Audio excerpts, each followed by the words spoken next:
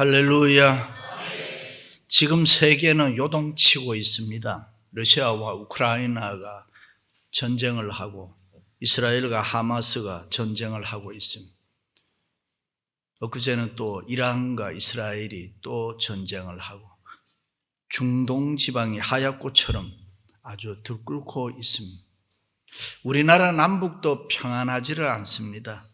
미국 안에도 청교도 정신이 사라지고 너무나도 비성경적, 비신앙적 법률들이 민족주의라는 미명하에 너무 많이 자유주의로 진행되고 있습니다. 어떻게 보면 지금이 2차 대전 후 세계 최대의 위기인지도 모릅니다. 그것이 어느 나라였든지 그들의 재앙이라기보다는 우리 인류를 향한 재앙입니다. 단지 그 재앙들이 언제 어떤 모양으로 우리에게 다가올지 모르고 살 뿐입니다. 그래서 예수 믿는 우리는 정신 차리고 신앙생활을 해야 할 줄로 믿습니다. 혹시라도 영적 잠을 자고 있으면 깰 때입니다. 지금 깨어나야 합니다. 할렐루야. 헬라의 철학자 소크라테스는 아테네 거리에서 매일 사람들에게 그노티 세아우톤 지나가는 사람들에게 너 자신을 알라고 외쳤습니다. 그는 자신이 누구인지를 모른 채 그저 먹고 마시면서 사는 아테네 시민들의 세속적인 모습을 안타까워하면서 날마다 거리에 서서 너 자신을 알라고 소리를 쳤던 것입니다.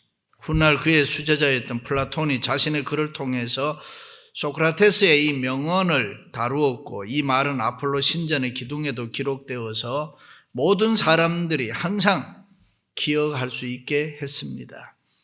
그렇다면 예수 믿는 우리들도 자신을 바로 알아야 합니다.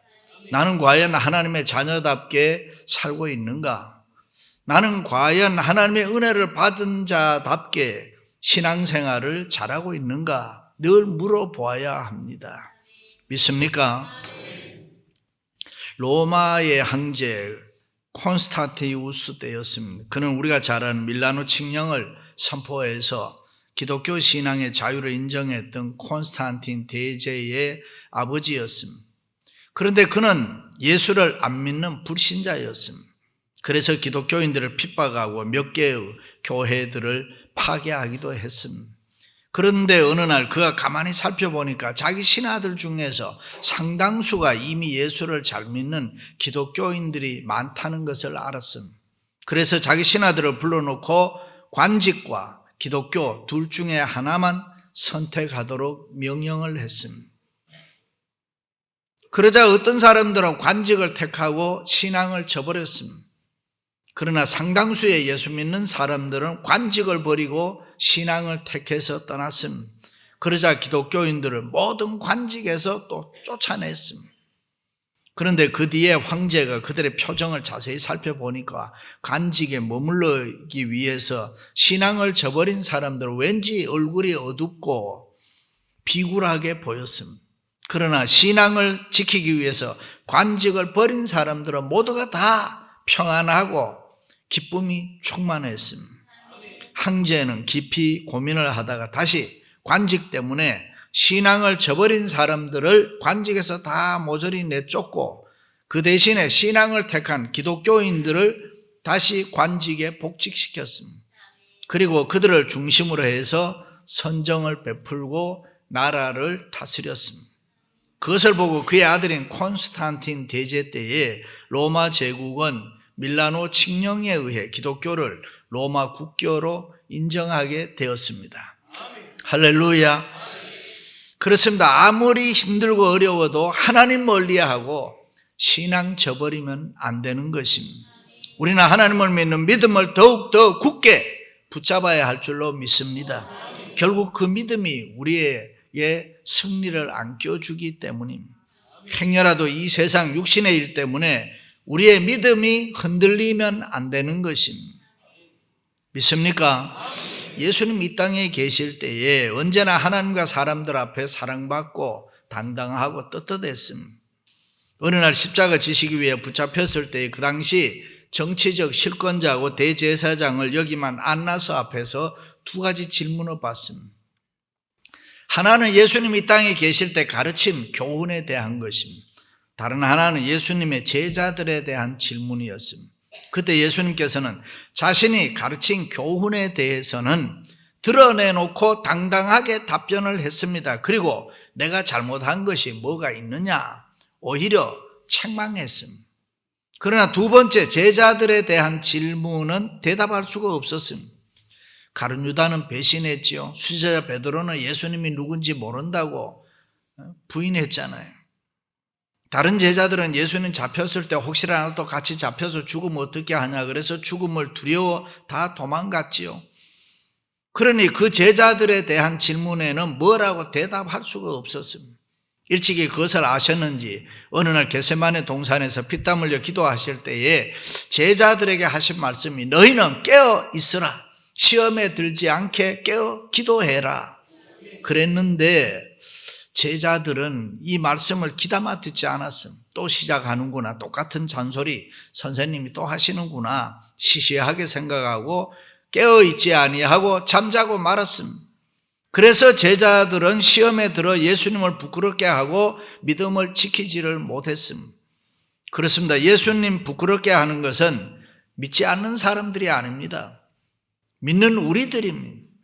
예수님 마음을 아프게 하는 사람은 넌 크리스찬들이 아니라 예수를 믿는다는 우리 크리스찬들입니다. 그것도 잘 믿는다고 하는 우리들, 주님의 교회를 누구보다도 사랑한다고 하는 직분자들인지도 모릅니다. 그러므로 우리는 믿음 생활 제대로 하는지 늘 살펴봐야 됩니다. 특별히 장로, 권사, 집사, 목사는 예수님의 제자들처럼 나도 졸고 있지는 않는지, 잠자고 있지는 않는지 살펴봐야 할 줄로 믿습니다. 할렐루야. 원수 마귀 사탄은 조는 법이 없습니다. 우는 사자와 같이 삼킬 자를 두루 찾는다. 무서운 것입니다. 그러므로 지금 우리는 깰 때인 것입니다.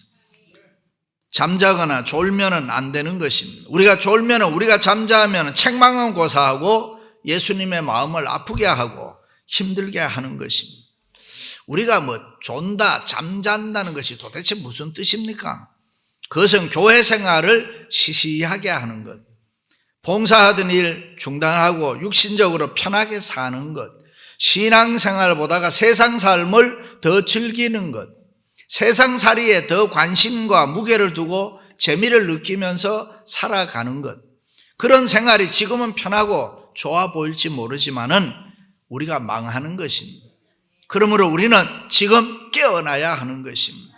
우리가 영적 잠에서 깨어 있으면은 언제나 주님의 위로를 받습니다. 주님의 위로를 받습니다. 주님의 보호를 받습니다.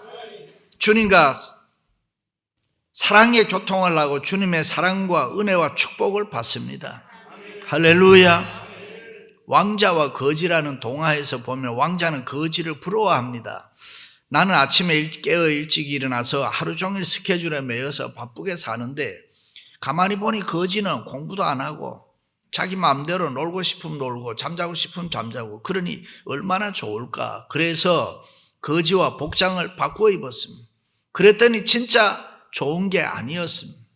왜 왕자가 아침에 일찍 일어나야 되고 왜 열심히 공부해야 되고 왜 여러 가지 힘든 훈련을 받아야 되느냐? 그것은 나중에 왕이 되기 위해서인 것입니다. 그렇습니다. 우리가 깨어나서 훈련받는다는 것, 신앙생활 열심히 한다는 것 축복인 줄로 믿습니다. 그러므로 편하게 예수 믿지 마세요. 힘들게 예수 믿으세요. 십자가 짊어지세요. 되는 대로 쉽게 교회 생활하지 마세요. 때로는 핍박과 욕을 먹으면서도 교회를 섬기세요. 멀리서 하나님 섬기지 말고 가까이서, 더 가까이 와서 하나님을 섬기세요. 그게 하나님의 은혜고 축복인 줄로 믿습니다. 할렐루야. 지금 여러분은 하나님과 얼마나 가까이 있다고 생각합니까? 하나님과 가까워지려면 내가 움직여야 하는 것입니다. 생각으로만 해도 안 되는 것이고 말로만 해도 안 되는 것이고, 믿음은 액션이라고 했는데 행동으로 나타나야 되는 것입니다. 참으로 내가 하나님을 기쁘시게 하려면 우리가 지금 깨어나서 내가 움직여서 하나님 가까이 와야 되는 것입니다. 그런데요, 우리가 만약에 깰 때 깨어나지 않으면 하나님은 그대로 두지를 않습니다. 하나님은 우리를 사랑하시기 때문에 반드시 깨우십니다. 요나가 하나님의 말씀에 불순종하고 자기 마음대로 다시스로 가는 배를 타고 깊이 잠을 잤습니다. 그때 바다에 풍랑이 일어났습니다. 이때만 해도 요나가 깨어났으면 더 이상 고통과 고난을 맞지 않아도 됐습니다. 그러나 요나는 깨어나지 아니하고 깊이 잠자고 말았습니다. 그래서 하나님은 다시 선장을 보내서 깨웁니다. 자는 자여 어찌함이냐, 깨어 일어나서 내 하나님께 구하라. 그럼에도 불구하고 요나가 깨어났습니까? 깨어나지 않았습니다. 그때 하나님이 깨우시는데 드디어 죄인이 되게 해서 죽으라고 바다에 던져버렸습니다. 그것은 잠에서 깨어나라는 하나님의 사랑이고 권고고 섭리고 은혜입니다. 그렇습니다. 지금은 깰 때입니다. 우리가 깨어나지 않으면 하나님은 풍랑을 일으키십니다. 생활에 어려움을 줍니다. 가족을 통해서, 자녀를 통해서, 직장과 사업을 통해서 우리를 깨어나게 하는 것입니다. 하나님께서는 강권적으로 징계의 채찍을 드시고 때려서라도 반드시 우리를 깨우신다는 것을 기억하고 살아야 합니다. 요나는 하나님의 종 선지자였습니다. 그런데 믿지 않은 이방 선장에게 책망을 들었습니다. 그러니 얼마나 자존심 상하고 창피한 일입니다. 다른 사람을 깨워야 할 사람이 도리어 깨우침을 당했으니 얼마나 부끄러운 일입니다. 그렇습니다. 예수 믿는 우리는 지금 내 신앙, 내 상태를 점검해 보면서 잠에서 깨어나야 합니다. 신앙의 잠에서 깰 때라, 영적인 잠에서 깰 때라, 기도의 잠에서 깰 때라, 찬송의 잠에서 깰 때라, 말씀의 잠에서 깰 때라. 그래요.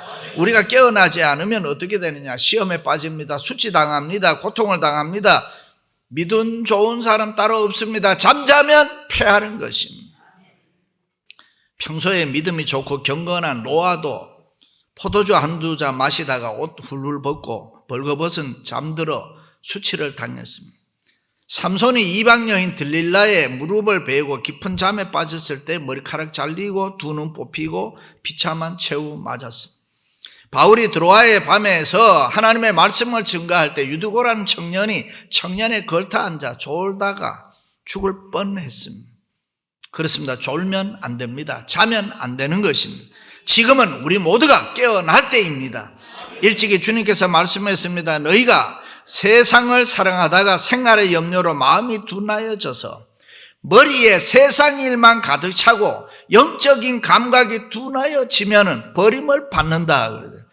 가끔 보면 사람들이 실패하고 난 뒤에 내가 지금까지 믿기는 믿었지만 제대로 못 믿었다고, 이제는 정말 잘 믿어야 되겠다고 결심합니다. 감사한 일이죠. 그러나 여러분, 실패하기 전에, 병들기 전에, 건강하고 잘 나갈 때, 성공하고 평안할 때에 그때 깨어서 내가 잘 믿고 잘 섬기면은 그것은 더 큰 은혜고 더 큰 축복인 줄로 믿습니다. 할렐루야. 어떤 부부가 이민을 와서 열심히 일을 했습니다. 그저 돈 버는 거 딱 하나, 그것밖에 없었습니다. 부인도 정신없이 열심히 돈만 벌다 보니까 이 외모가 말이 아니었습니다. 옷도 되는 대로 입고 열심히 일만 하면서 그저 돈만 벌었습니다. 어느 날 남편이 자기 부인을 가만히 보니까 추악이 그지없단 말이죠. 개나기 트집을 잡고 이것저것 시비를 하더니 당신 같은 사람하고는 못 살겠다. 미워지기 시작해서 헤어지자고 했습니다. 여자가 화가 났습니다. 그래, 좋다, 헤어지자. 여자가 속이 상해서 나도 내 맘대로 세상 살겠다. 미장원에 가서 머리 후카시하고 명품 스토어에 가서 좋은 옷도 사 입고 화장품도 좋은 거 사서 예쁘게 하고 몸을 치장하기 시작했습니다. 사람이 완전히 달라졌습니다. 그런데 어느 날 남편이 무심코 자기 부인이 너무나 예쁘단 말이죠. 깜짝 놀라서 여보, 한번 시집 왔으면 같이 살아야지. 이혼은 무슨 이혼이냐. 내가 잘못했다고 하면서 같이 살자고 붙들었다는 것입니다. 여자는 깨어서 단정해야 합니다. 할렐루야. 그렇습니다. 예수 그리스도의 십자가 군병들인 우리들은 영적으로 육적으로 깊은 잠에 빠져서 교회 생활, 신앙생활 제대로 안 하면 안 되는 것입니다. 우리는 늘 깨어 있어야 되는 거예요. 때로는 세상의 유혹이 어려운 환난이나 고난보다도 더 무서울 수도 있어요. 이 세상에 유혹이 찾아오면 빠지지 않도록 깨어 있어야 되는 거예요. 믿습니까? 동타는 삼국지에 등장하는 최고의 폭정꾼입니다. 타고난 무예로 천하의 명성을 얻었던 여포는 동탕과 양아버지와 양아들의 관계였습니다. 삼국지에는 이들이 한 여인 때문에 망하게 된 흥미진지한 이야기가 나옵니다. 동탁과 여포 이 두 사람을 함께 죽음으로 몰아넣었던 사람은 초선이라는 여인입니다. 그녀는 중국의 서시 양소군 양귀비와 함께 4대 미인으로 꼽힐 만큼 빼어난 미모를 자랑했습니다. 그런데 초선은 동탁과 여포를 동시에 유혹해서 둘 사이를 이간질해서 동탁이 여포의 손에서 죽게 만들어버립니다. 이후에 여포가 조조의 공격으로 성이 고립되고 힘들어할 때 밖에 나가서 싸우려고 할 때 놔두고 가지 마세요 살살거리면서 붙들어요. 초선의 애원의 말에 전쟁에 패하고 죽음을 맞이했습니다. 삼국지 역사의 최고의 장수로 기록되었고 최고의 전성기를 누렸던 이 여포가 초선이라는 여자 유혹으로 인해서 자멸한 사건은 후대에 많은 교훈을 주고 있는 것입니다. 그러므로 예수 믿는 우리들은 잠에서 깨어나야 그 어떤 유혹도 물리칠 수가 있다. 할렐루야. 우리 교회는 예배 시간에 조는 분들이 별로 없습니다. 그러나 일반적 통계를 보면 예배 시간에 설교 시간에 조는 분들이 많습니다. 어떤 교회에 술꾼이 들어와서 목사님 설교 시간에 코를 골면서 잠이 들었습니다. 목사님이 놀려주라고 설교를 한참 하다가 천국 갈 사람 다 일어나세요 하니까 안 좋은 사람들은 다 쭉 일어났습니다. 근데 이 사람은 계속 자는 거예요. 근데 이번에는 목사님이 앞에 강대상을 탁 치면서 지옥 갈 사람 일어나라고 했습니다. 그랬더니만 이 사람이 졸다가 깜짝 놀라서 벌떡 일어났습니다. 일어나서 보니까 주위에 아무도 안 일어나고 자기 혼자만 일어났단 말이죠. 그러니까 이 사람이 하는 말이 내가 무슨 영문으로 일어났는지는 몰라도 일어나 있는 사람은 목사님과 나하고 둘밖에 없습니다. 유대의 나라는 결혼식 날에 신랑이 언제 신부집에 온다 이게 없습니다. 그것이 풍습입니다. 만일 해가 진 후에 신랑이 신부집에 오게 되면 당연히 신부는 등불을 들고 나가서 맞이해요. 10처녀 비유에서 보면 슬기로운 5처녀는 등을 잘 닦아서 기름을 준비해 두었다가 깨어 기다리다가 밤중에 신랑이 왔다는 소식을 들으니까 등불을 들고 나가서 맞이했습니다. 그런데 미련한 5처녀는 아무런 준비를 안 하다가 신랑이 왔다는 소식을 듣고 그제야 등을 들고 보니까 기름이 없었습니다. 그들은 하는 수 없이 밖에 나가서 기름 사가지고 오니까 대문을 이미 닫혀버리고 잔치는 시작되었다. 대문을 두드리며 열어달라고 하니까 내가 너희를 알지 못하니라. 신랑을 맞이하지 못한 이 미련한 5처녀는 밖에서 슬피 울며 이를 갈았다. 그렇습니다. 우리는 졸면 안 되는 것입니다. 자면은 슬픈 일을 만나게 되는 것입니다. 그러므로 지금은 깰 때입니다. 믿으시면 아멘. 지금 우리가 살고 있는 이 세상 어느 하나를 봐도 잠잘 때가 아니잖아. 가정을 봐도 그렇고 세상을 봐도 그렇고 우리는 지금 바로 깨어나야 되는 거예요. 우리가 스스로 깨어나면은 하나님이 기뻐하실 줄로 믿습니다. 할렐루야. 히스기야 왕에게 실수도 있었고 히스기야 왕은 범죄도 했습니다. 역대하에 보면 히스기야가 마음이 교만하여 그 받은 은혜를 보답하지 아니하므로 진노가 그와 유다와 예루살렘에 내리게 되었더니 이렇게 히스기야는 타락한 인간 본성을 지니고 사는 불완전한 사람이었습니다. 그런데 히스기야 왕은 깨어나서 믿음으로 환난을 잘 극복해 나갔습니다. 그렇습니다. 지금 우리가 영적인 잠에서 깨어나면은 우리가 실패한 이후에도 하나님은 살 길을 주십니다. 할렐루야. 끝이 안 보이는 고난 속에서도 히스기야 왕에게 살 길을 주시고 치유의 역사를 치유의 은혜를 주셨듯이 하나님은 사랑과 자비로 지금도 우리가 깨어나도록 기다리시는 것입니다. 그렇습니다. 우리는 그리스도의 신부입니다. 신랑 되신 우리 주님의 사랑을 받기 위해서는 지금 우리가 깨어 있어야 합니다. 왜냐하면 우리에게는 사명이 있기 때문에 하나님께서 요나가 자기 사명을 잘 감당하고 있을 때 요나야 깨어나라 이런 소리 안 했습니다. 사명을 잊어버리고 영적인 깊은 잠에 빠져 있을 때에 깨어나라고 했습니다. 그렇습니다. 우리 모두에게 우리 교회에 맡겨주신 사명이 있습니다. 예배하는 일이나 기도하는 일이나 교육하는 일이나 선교하는 일이나 봉사하는 일이나 전도하는 일이나 내가 제대로 감당하고 있는지 살펴봐야. 가정에서 남편과 아내와 부모와 자녀로서도 교회에서도 직분자로서 내가 어떤 위치에 있고 어떻게 내가 지금 하나님을 섬기고 있는가, 제대로 섬기고 있는가 살펴봐야. 일찍이 요나를 향해서 요나야 너는 일어나 니느웨로 가서 그것을 향하여 복음을 외치라 하셨던 그 하나님은 오늘 또 우리를 향하여 복음을 전하라, 깨어나서 복음을 전함으로 주위에 있는 사람들을 구원하라. 할렐루야. 어떤 사람이 그렇다면 어리석고 미련하냐? 모든 일에 기회 놓친 사람, 공부할 기회 놓친 사람, 돈 벌 기회 놓친 사람, 건강 기회 놓친 사람, 은혜 받을 기회 놓친 사람, 축복받을 기회 놓친 사람, 기회를 잘 붙들어야 되는데 정주영 회장이 현대그룹 모처인 현대건설을 창업하게 된 원인은 빈대의 노력을 보고 난 후에였다 그랬습니다. 옛날 그 시절에는 이 빈대 알아요 여러분요? 빈대가 많을 때예요. 제대로 먹지도 못하는데 이는 빈대가 몸에 붙어서 피를 자꾸 빨아먹으니까 힘이 드는 그런 시절입니다.